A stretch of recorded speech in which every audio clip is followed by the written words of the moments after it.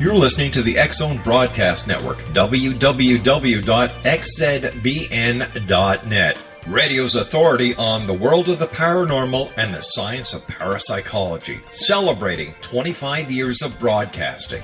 Broadcasting around the world and to the great beyond.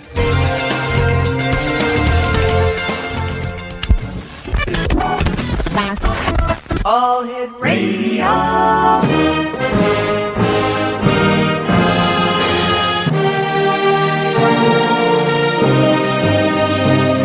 Welcome to the X-Zone, a place where fact is fiction and fiction is reality. Now, here's your host, Rob McConnell.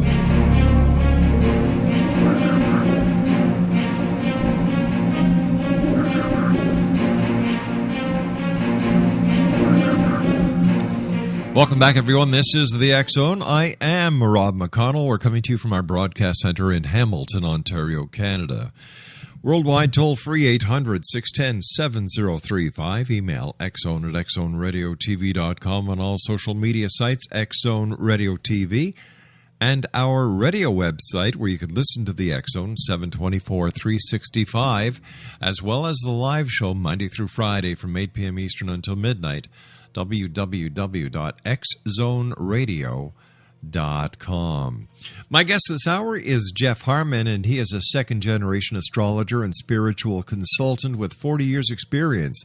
Jeff teaches how conscious self-awareness can lead us out of the matrix of our karmic past, which is revealed by the practices of spiritual awareness and the ancient astrological systems.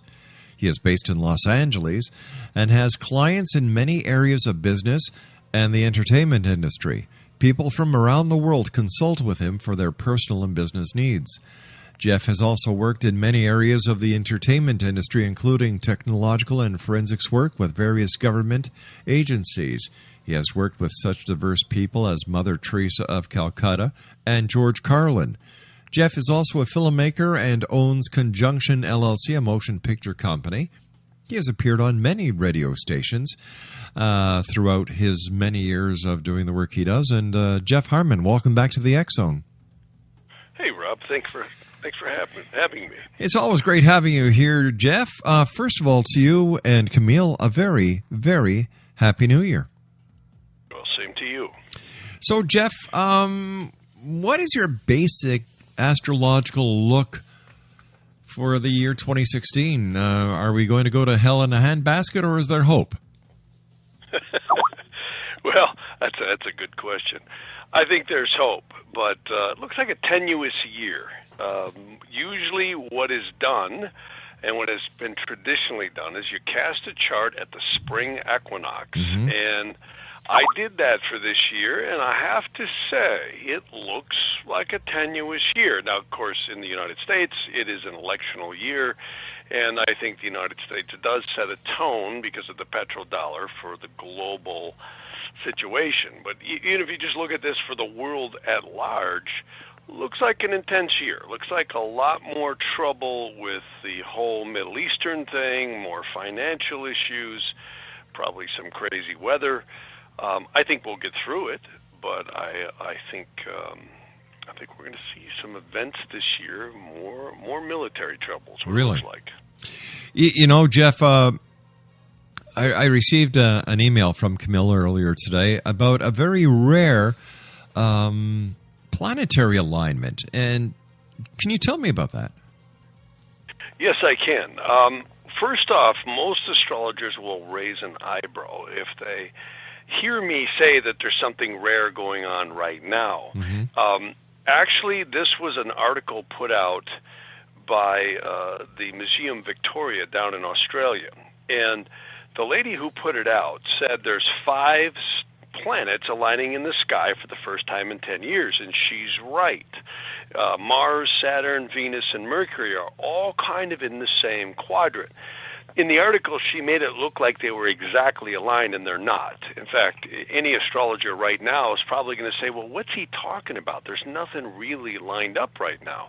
But what caught my eye, and this is why I think it's significant, because I think this year is the beginning of a series of energies that are coalescing between now and 2020. Years ago, like as much as a decade ago, people have me on the radio stations and they all say, "What do you think about the Mayan calendar? What do you think about this? What do you think about that? Is the world going to end?" And I said, "No, I don't think the Mayan calendar is going to do anything, and 2012 doesn't look like it's going to do anything, and it never did." That's right. I couldn't come up with anything. But I've been saying for probably close to a decade, the only thing on the radar screen that really looks significant is 219 and 220 in terms of a major page turner.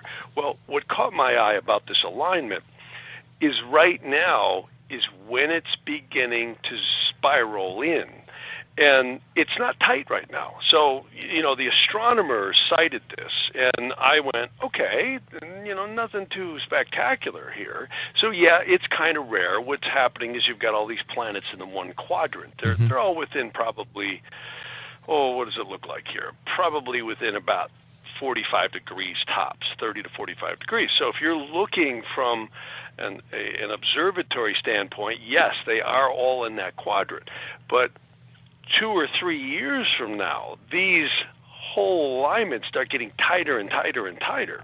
2019, December, the end of December, I would not be surprised if we see some Earth events on that one. Often we see major quakes or disruptions when there's tight planetary alignments and they're in hard aspect to Uranus. In fact, the 1994 quake in Los Angeles, I'll never forget. I was out here, and at the time I had a home back in the Midwest, just in between Milwaukee and Chicago. And I remember saying to my girlfriend at the time, "This is a tight alignment," and I had an eerie feeling. And sure enough, there was a huge quake in 1994. In fact, I remember it was about 4:30 in the morning. You could have passed a hula hoop underneath me when it hit. It just flew up out of the bed. And, of course, we were up in North Hollywood at the time. But the alignment coming up in 19 and particularly 2020, those are very significant.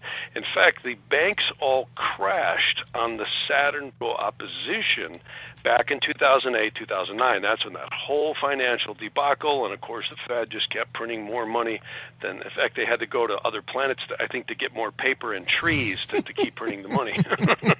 But just kidding. But seriously, what's happening is I think we are marching towards a financial crisis. Now, many of the people who I have as clients and other people have been asking me, when do you think it's going to happen?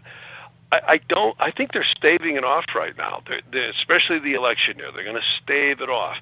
But whoever gets to be president, I think, is going to have this one on their plate, and I think it's really going to come in strong by the end of 18 into 19. And the reason why, there's a Saturn-Pluto conjunction that happens, which is the answer from the echo of 2008. And that is very, very, very substantial. And I can't imagine, a lot of people are saying, how can this keep going? How can it, well, it has, and they keep printing it, and they keep buying the derivatives out the back door and printing them. Well, they print them out the back and buy them through the front, or whichever way you want to say it. But the bottom line is they've been propping the system up. This Saturn-Pluto really starts kicking in around 219, and that's when I see they're going to really have to do something. This is where I think you're going to find Russia, China, and the BRICS nations, and this whole petrodollar thing is going to come to a head. I personally think the oil is being yanked low for whatever reason they say on the media, but I think it's being yanked low just to keep Russia in a box. Yeah, in fact, today, a barrel of oil dipped to $29 U.S. Now, that's like 1980s prices. Exactly. And, I'm really happy about that. You go to fill up your car. It doesn't cost you $2,864 anymore. You can actually buy it for under, just under $30. Yeah, it's pretty amazing. Yeah. You mentioned the presidential scenario that we're looking at. And you know what? I find I find it amusing to watch the debates. Last night I watched the Democratic debate with Hillary Clinton and Bernie Sanders. And then, of course, I've tuned into the Republican because I love watching Donald Trump. Like, this guy is cool. He says what other people want to think. And, you know, he's kind of ruffling a lot of feathers, and which is kind of cool in one respect. But as an astrologer, what does astrology reveal about the Trump? Well, what's interesting is I tried, this was actually presented to me by a couple of different people. Camille was one of them. And she says, hey, I got all these presidential candidate astrology charts. So what I did is I cast them all in Vedic astrology. Now, Vedic astrology is a lot different than Western astrology. Most people learn their sun sign at a pretty young age. Vedic or Jyotisha astrology is completely different. Most people, not all of them, but most people will not be the same sun sign, and at the very least, their astrology will significantly change. And the reason why they use a sidereal zodiac, it's a completely different system than anything used in the West, and it's quite ancient. So what I love about it, and I've had a lot of discussions with psychologists, parapsychologists, psychiatrists in analyzing character traits using Vedic astrology. And I find it's pretty amazing. And it's also amazing at using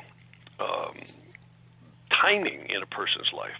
So I looked at all of them. Camille, put them all in the computer, and I double-checked them, and they appeared to be as accurate as data as we can get. Well, looking at all the candidates, one of the things that struck out about Donald Trump, now I'm not here to promote or demote anyone. Yeah, I understand that. If you took the names off these charts and you shoved them under my nose and said, okay, what do you think? I look at a couple of things. First, I look at what the planetary yogas are in the chart, and that's essentially what combinations and aspects are in the chart. That shows strengths and weaknesses. I also look at what are the cycles, like is this person, are they in a cycle that they could actually become a president? Well, the first thing I noticed about Trump is how accurate it was. He's got Mars in the ascendant. Now, I think, like you just said, introducing him, he is not at a lack for words. This is a guy who's very, extroverted. He's very, very aggressive. He's a warrior. Yeah. But when I looked at the chart, I said, okay, he's a warrior. He's aggressive. What made this guy be a billionaire is he's got absolutely a kingly chart. The Lord of his ascendant, meaning the sign ruling his eastern horizon, is Leo. And he's got the sun in the 10th house of career conjunct or with the moon's north node, which is karmic material gain. What really tipped it off, or to use a pun, what really trumped his chart was Jupiter putting its 9th house aspect onto that sun north node in the ascendant. Now, in Vedic astrology, they call it Rahu, which is just the moon's north node. Plain English, he's really got a strong chart. And then I said, well, okay, we know he's pushy. We know he's can say you're fired and all that with The Apprentice. But is he smart? And I looked at Mercury. Mercury always has a very strong indication of logic and general usage of intelligence. And I got to say, the guy's got Mercury in Gemini, so I'm not here to promote him. What I am saying is if you took this name off this chart and you shoved this under my nose, I would say this is a very powerful person who is aggressive, probably a bit abrasive, but when all things come down to the end, is he competent? I'd say very. This is a chart that has a lot of force. It actually good usage of intelligence, and a lot of people are afraid he'd push the button and be uncontrollable. I don't think so. Yeah. I think this guy's a lot smarter than given credit for. And here's the tipping scale. I actually have had several people say, who do you think's going to win? And I wanted to know who's going to win. Because, just looking at one of the criteria with astrology is you cannot get too emotional. If you have a dog in the fight, you're likely to be inaccurate. That's why the less emotionally attached I am to the outcome of the answer, the more accurate I'm likely to be. So I just cast the chart and said, okay, who's going to win? And I have to say, Trump comes up like he's probably going to win. And again, I'm not here to promote Trump, but I would tell you he's going to hit a Jupiter Dasha, which in plain English means it's a time period for 16 years beginning this October of 2016.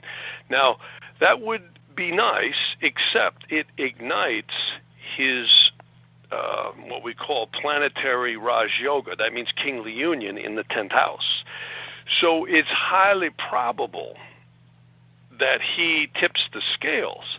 Now, when I looked at Hillary, also affectionately known as Billary, I was struck right off the bat with, personally, I don't really like Hillary because I don't trust her like most people. A lot of people like her. Hillary's got the same thing as Donald Trump. She's got Jupiter aspecting her 10th house, but here's the stark difference. She has a debilitated Mars with Saturn. Now, for anybody who doesn't know, those are the two malefics in the 10th house of career. Debilitated Mars and Saturn is like having battery acid above your head. You don't want that. This is a nasty conjunction. This is not a person who I would think would be, she wouldn't be honest.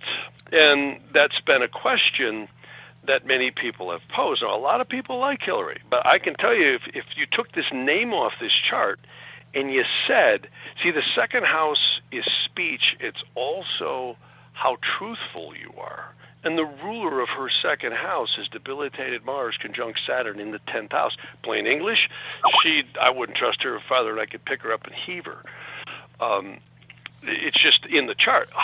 With that being said, she's really actually extremely smart. Yes. She's very elegant, very good at speaking. And again, I'm not here to bash Hillary, but I would tell you that this chart shows a very intelligent, refined individual who would be very, very nasty underneath. And there's been a lot of rumors about the Clintons, not just the sex scandals. What doesn't hit the media and the mainstream media is the body count behind them and how Hillary was largely instrumental in covering a lot of that stuff up, being an attorney.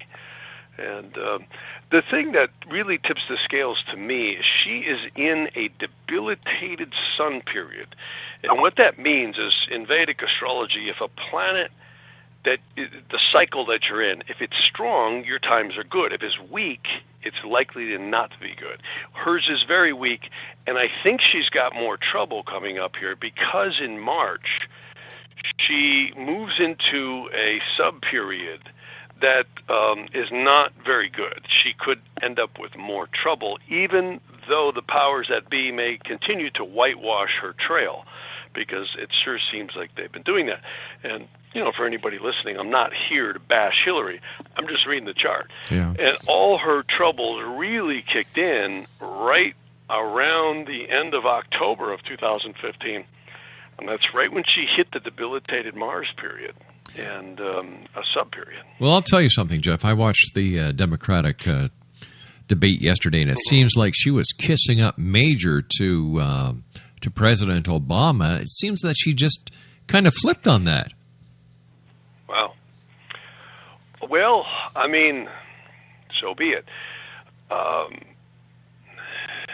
That's all strategies that I can't comment on. I mean, these people, I'm sure, are coached by those footing the bill. Sure. And I would say that, personally, I would not bet on Hillary based on what I see, because it's just, and I could be wrong, because I think the owners, to quote George Carlin, want her in, actually. Oh, yeah, because, I don't think that, I think that she is perfect puppet material. Oh, yeah, she'll carry on the agendas. But and she's basically saying that in the debate last night, where she's basically going to continue what Obama's doing in just her way. Yeah. And what we've got, America always tends to, well, I think every country tends to deify their leaders, and then once they find out how much soft money they took for their core values, they tend to not like them at the end, especially when a president's been in 8 years. This happened to Bush. This happened to so many others. And America right now is probably at a point where it's almost at a point of revolt. The main reason I think it isn't is because everybody's too busy paying taxes and earning a living. But I would tell you that of these two, and again, I'm not here to promote Trump. Nope. I would tell you, looking at his chart, he'd be very competent. And, he said that in his campaign. He said, this is not about being nice, it's about being competent. Yep. And would he probably really do well? I think he would. I really do. If I had to look at this chart, and again, you took the name off of it, I'd go, whoever this guy is, he's very competent. Or whoever this person is, be it whatever gender. All right, so let's move by Hillary and Donald Trump. By the way, I was thrown... I was sent for a loop last night when it was revealed that she has been paid in the last year $600,000 by Goldman Sachs to do speaking engagements for them. So if that isn't an awakening point for those who are questioning, not to mention the fact she's under investigation by the FBI still. That's the big one, and that may rear its head even more, even though I think they're trying to whitewash it. It's that one, if the astrology's right. The only thing I always question is with the diode voting machines, I'm not sure we can ever get an honest election in this country anymore. That's a good point. And I mean, it's all electronic, and it is very easy to manipulate votes. But I would have to say, from what I can see in the astrology, it leans much more towards a Trump victory. And I think Trump is smart enough to play ball with the owners. He's not gonna. I think people want to make money. This is a capitalistic society. Sure. It's all about money, and they see him as someone who has made money. And to his credit, you look at his house and his opulence. He sure as heck doesn't need a $300,000 a year job. Exactly. With that kind of stress, and Hillary, I'd be very made with her in. That'd be my personal opinion based on what I'm seeing here. And the problem is she doesn't get out of this until 2021, and even in 2021, she doesn't go in a great period. Donald Trump also has one of the oldest types of astrology used in Egypt and ancient times was something called primary directions that actually takes into account the ascensional degree of the horizon, completely different astrology. This is what a lot of the ancient secret societies use. This is very secret astrology. Trump has what we call a primary directed sun conjoining the ascendant that'll never, ever, ever happen again in his entire life. And that was another thing that tipped the scales for me when I was looking at this and going, okay, if this is the case, he's got a good shot. Let's take a look at Ted Cruz. What did the astrological charts say about Mr. Cruz? That chart is a funky chart. When I looked at him, Ted Cruz, again, this is a chart. He doesn't have the power Trump has. He just doesn't. And secondly, and most importantly, he's in a debilitated Saturn dasha. He doesn't get out of that thing until 2031. Not likely. I mean, I know he's rising up at the polls and all that, but not likely this guy is going to be pulling anything off here from what I can see. He just doesn't have it in the chart. Based on your chart and your own interpretation, Jeff, would Senator Cruz make a good vice president under Donald Trump as president? He could. I mean, what I like about Cruz is he doesn't have that nastiness that I see in Hillary's chart. And again, I'm not trying to bash Hillary. I'm just looking at the chart. I don't think he's got the strength in this to pull off becoming president. I really don't. And Bernie Sanders. Now, interestingly enough, he has and actually really powerful chart. Even though a lot of people don't like him, I don't think he's going to make it, but the guy's really smart. Yes, he's like Trump. He's got an exalted Mercury. Trump has the same thing, a very strong Mercury. And Bernie Sanders has the sun in the 10th house. I think what knocks him out is Bernie is in a Jupiter period. And he's in it for a long, long time, except it's conjunct Saturn, which in plain English means he just doesn't have the oomph to make it fly. And this May, I don't think he's going to get the nomination. And if he does, I don't think he's going to win, just based on what I see in the chart. Then we've got one that still amazes me to this very moment, that he's still in the race, and I'm talking about Jeb Bush. Yeah. Well, that one, I don't have a snappy answer to that one. That I just don't see him ever getting in. And yet his super PAC has so much money at their disposal. Well, the bottom line is the public, I think, is really engaged in this election. I know I have, in the past, very much not engaged in presidential elections, for a number of reasons. One, I never liked many of the candidates, and secondly, I don't believe the system is really true. I have seriously questioned it.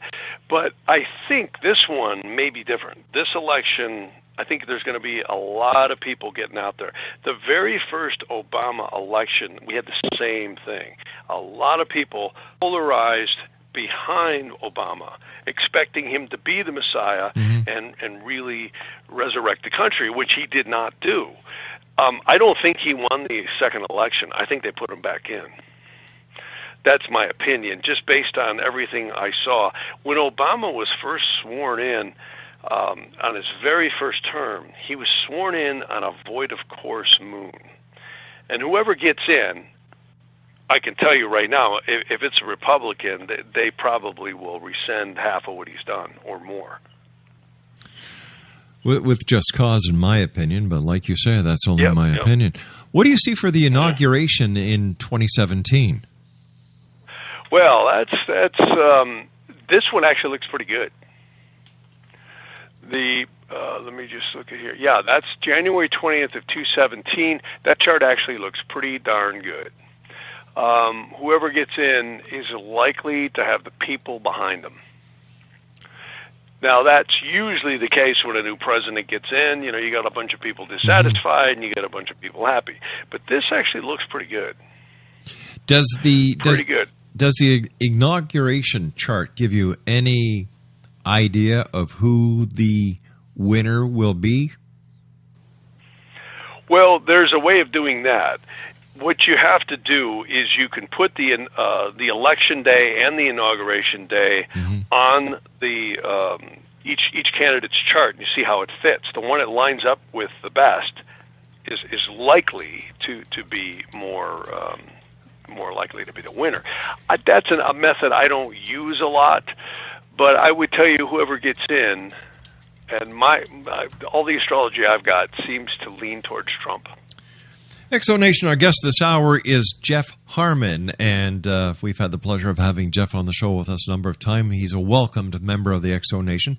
His website is www.jeffharman.com. That's JEFFHARMAN.com.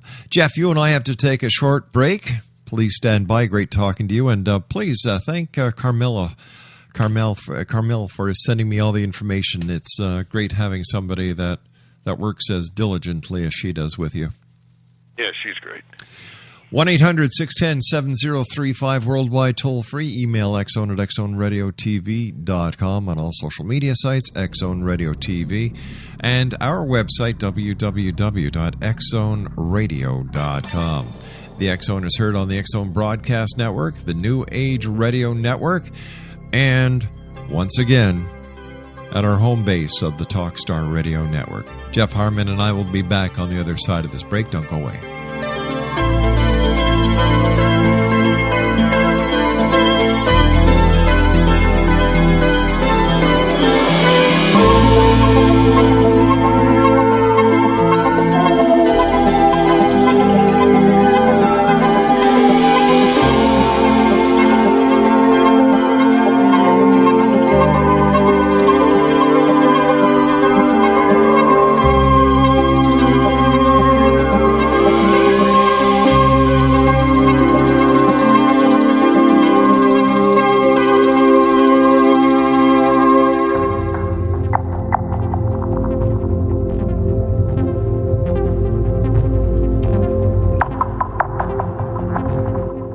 How would you like to be able to read other people's minds? Well, the next best thing is here. When you know how to read a person's name, you know how the person thinks, feels, and behaves. Each letter in our name holds a key to unlock our true essence. Our name contains both our gifts and challenges in this lifetime. Mnemology science discovers personality secrets hidden in the placement of the letters of our names, including the first and last impression people remember about us. Sharon shows us how to interpret the arrangement of letters as outlined in her book, Know the Name, Know the Person. Sharon Lynn Wyeth created mnemology science after 18 years of research and testing her theories, and has supported thousands of people around the world in understanding themselves and others better. You'll enjoy Sharon's unique teachings as she shares her system to learn the gifts behind your given birth name. Even if you don't like your birth name, there are jewels in this book. If you're thinking of changing your name, ready to name your child, or wanting to get along better with others, this is the book for you. If you'd like to improve your relationships and change your life for the better, get the book today, Know the Name, Know the Person, or visit www.knowthename.com. That's www.knowthename.com.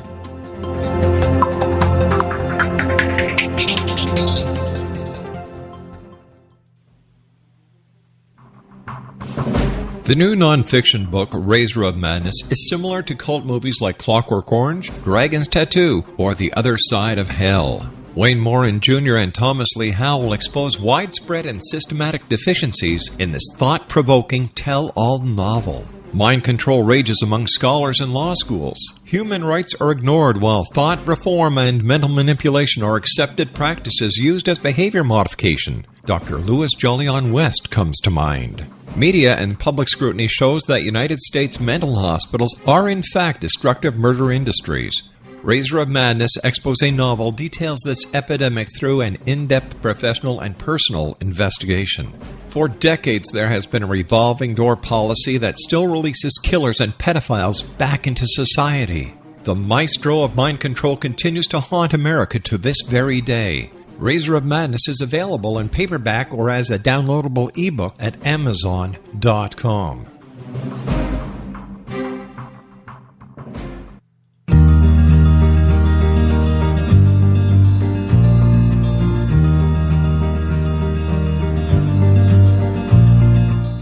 While science pursues fact, magic accesses the quantum level, bridging random facts to form truth. As long as science and magic remain separate and polarized, the truth cannot be known. I'm Wilda Wieka. Join me on the Science of Magic radio program dedicated to unification and evolution of consciousness. During each episode, I'll be speaking with experienced and respected scientists and mystics. From astrologers to astronomers, from medical doctors to shaman, the scientific method to dowsing and intuition, we will weave together information from seemingly divergent practices to promote unity and enlightenment. Join me, Wilda Wieka, and the Science of Magic right here on the X-Zone Broadcast Network. For more information, visit www.thescienceofmagic.net.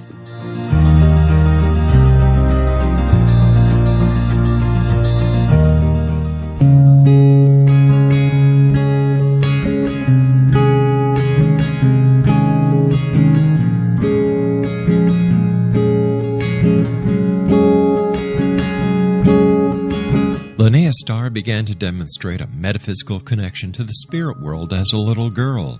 Her family noticed the connection, but it was a great-grandmother who told the family that Linnea was indeed gifted. The great-grandmother, who was also gifted, felt that Linnea had indeed inherited these attributes. It has been noticed that oftentimes such things are passed down through the generations. Linnea was also born with a caul, a thin white membrane across a newborn's face. Legend has it that if the baby is born with this caul, the child will have second sight, or what we call psychic abilities. Linnea Starr does past, present, and future, and has the gift of prophecy. It is written within scriptures that if you are able to give factual information, and prophecies indeed come true, the gift indeed comes from the divine realm. Linnea Starr does large interactive groups as well as private gatherings. For more information on Linnea Starr or to contact Linnea for a one-on-one consultation, visit her website at www.linneastar.com. That's www.linneastar.com.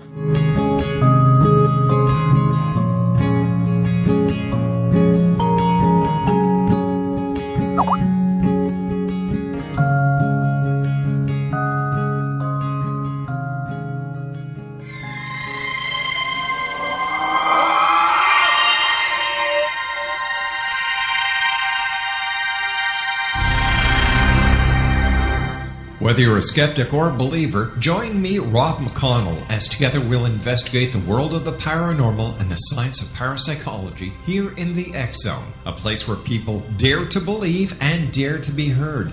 The X Zone is a place where fact is fiction and fiction is reality. The X Zone radio show is broadcast live from our Hamilton, Ontario Broadcast Centre, Monday through Friday from 8 p.m. until midnight Eastern, right here on the X Zone Broadcast Network and on our worldwide family of radio broadcast and satellite programming affiliates. UFOs, aliens, ghosts, hauntings, Bigfoot, lake monsters, unsolved mysteries, conspiracies, cover-ups, and much more. So plan to join me, Rob McConnell, right here in the X Zone on the X Zone Broadcast Network, www.xzbn.net, or listen to the X Zone radio show archives 24/7, 365, and the live broadcast at www.xzoneradiotv.com.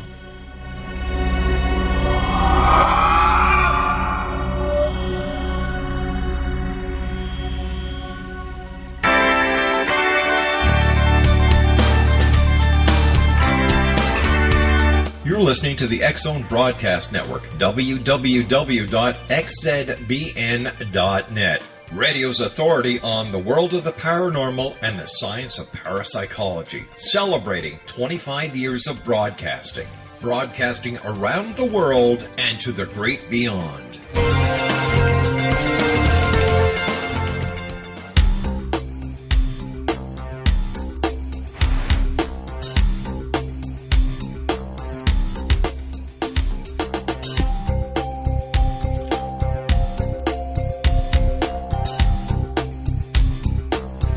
Welcome back, everyone. Jeff Harman is my special guest this hour, www.jeffharman.com. And Jeff, for the listeners listening around the world, how can they contact you for a one-on-one astrological consultation?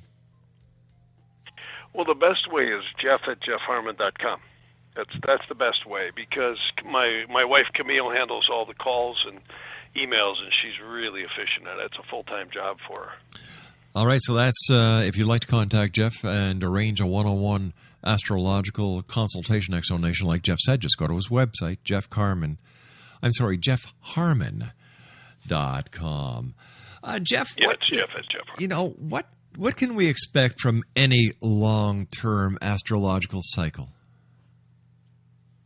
Well, again, I get asked that a lot, and what I see on the radar screen is the 2020 Saturn-Jupiter conjunction. Now, what that means, and I want to explain that, that's something I've been talking about for a long, long time. The ancient Egyptians, particularly people know about Ptolemy, and there was a king named Dorotheus. With all the wars that have happened over the last few thousand years, I'm surprised anything exists. But there were some very interesting documents that came out of Egypt, Babylonia, and India. And one of those, and Hellenistic Greek, I might also do. One of the things that they had spoken about was cycles in the world and society. Well, approximately every 1,000 years, there is what we call a Saturn-Jupiter conjunction in the very beginning bound, they call it the Egyptian bound of Aries. And then there's what we call mutation conjunctions every approximately 240 years. Well, the last one that we had was in approximately 1702, and that brought us the Industrial Revolution and, of course, the entire Western civilization. You know, we wiped out the Indians, and basically the white men took over the whole North American continent. And what happened is not only did the Industrial Revolution happen, but the entire technology revolution has been since the 1800s forward. Well, the next one is 2020, And it's the exact alignment happens on the winter solstice of 2020. Now, the Egyptians actually used what they call mean average conjunctions. So they would not just take the exact day that it happens. But I think it's significant that it is precisely on the winter solstice of 2020. And as I had mentioned earlier, this alignment that's starting right now with again, Saturn, Mercury, and Mars and Jupiter are all, well, Jupiter's really not in there. It's kind of off to the side right now, is spiraling in to the 2019-2020 time. So if anybody was going to ask me, when is this financial debacle really going to come to a head? When might there really be a standoff, either whether it ends peaceably or not? There's going to have to be something done. And I personally think 2020 represents a marker point. Not that it's like in 1702. Nobody, sounded a trumpet and said it's 1702. No, what happened was from that era forward, we started seeing mass production. We started seeing a whole movement towards industrialization. Railroads started coming on this, steam was invented, electricity was being played with, and of course it took another 100 years before it really came to fruition. I think what's different about this time is we have had 100 years plus of suppressed energies. Let's face it, many companies have suppressed technologies, and if they haven't directly suppressed them, they probably haven't come on the market because they weren't commercially and financially feasible. Like, for instance, take flying cars. Everybody thought back in the 1940s and 50s, by the 80s, we would have been flying around like the Jetsons. Well, obviously, we know that didn't happen. Things often come much slower, except I don't think they're going to now, because computers, manufacturing, you take, right now there's 3D printers that can do stereolithography. They can print a wrench. They can print an organ and put it in the body.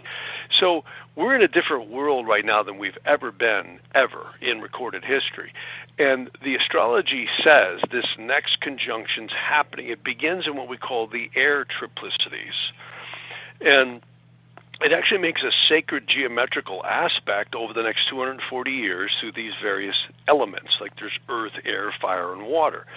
So what's fascinating about this, I predict we might see a real crisis. I don't believe they're going to just blast the world to pieces with chemical weapons or nuclear war. Nobody wins. I think there's going to be a crisis that's going to force us to have to go on a new system. And the people who are printing the money right now are very likely to print the money then. And I think we could go into a completely electronic financial system that is very futuristic. If you remember movies like Total Recall and many other movies, I think it's going to be just like that. We're already almost there. I mean, most people don't use cash, and the few that do still use their debit cards or their credit cards at the pump. When we pull up and get fuel, we're all in a hurry. We use those cards, right? So I think this kind of stuff is going to be more and more commonplace, and I think we're going to see energies and technologies coming into the marketplace because, A, they're financially feasible to make money with, and secondly, I think the time is ripe for it to happen. So we may live to see, I don't know, if the next 20 or 30 years, we could begin with computer systems to see flying cars, and things that'll blow our minds. I mean, look what the Internet's done just literally in the last 15 years.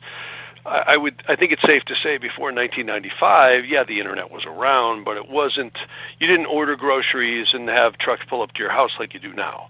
I mean, the Internet is almost an indispensable tool for almost everyone on the planet in the more modernized worlds. And I think we're going to see an explosion in technology, and hopefully we won't be incarcerated by it, because that danger does exist, where people who are in positions of power can manipulate it to their own ends. And that's always been an element throughout history. So hopefully the checks and balances will be kept in play, and I think there's going to be abuses. But overall, I see us heading towards an extremely high-tech world. Jeff, it has always amazed me how exact of a science astrology really is. And I question, where did it start? How did it start? How did the early astrologers have all this information about the planets and the effect the planets would do have on people? It's mind-boggling. I think one of the oldest texts, when you look into the Vedantic literature, it's pretty amazing. Some scholars scoff at how old it is, but I can tell you, you get into documents where it really appears in the Indus Valley. That's where it came out of. The Nadi astrology, which is, I think, predates probably even the modern Jyotish by far, looked at us as souls having a physical experience. Never before the 1700s would any astrologer ever call you a Libra or a Pisces. All these modern astrologers, I know they get mad at me a lot. I call modern astrology love, light, and cluelessness. And the reason why, it does have value, and I'm not disputing that the sun signs don't have a resonance. But when you look at the depth and scope of Vedic astrology, Jyotisha, and also the ancient traditional or classical astrology, it's a whole other world. I mean, they used it for divinational purposes. As Benjamin Franklin and so many others have said, no king, no emperor would go to war without consulting the court astrologer. I know I'm kind of amazed at how many people I do work with for opening stores, for opening restaurants, for opening, signing contracts, filing LLCs, real estate elections, travel. I mean, I'm really busy doing astrology for a lot of people, and some of them are very substantial business people. They know astrology won't replace skills, but what it does do is when someone is skilled, it's like a stop-and-go light. You, even if you're the greatest driver in the world, you're probably going to have a bad time if you keep running red lights. You got to pay attention to the signs. That's how ancient astrology was. It would look at times when it's like an airline pilot looking at a radar screen. Mm-hmm. There are times when the weather's clear. There's times when you just don't fly, no matter how good your equipment is. And if you do, you want to pick a different route.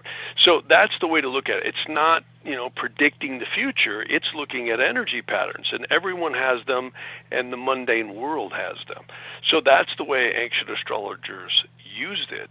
And it's in fact, the older the astrology, the more scientific and mathematical it is. You get away from a lot of the archetypes, even though the archetypes are still there. But the Egyptian zodiac and the Vedantic zodiac, extremely mathematical. And thank God for computers, because I remember studying years ago without computers.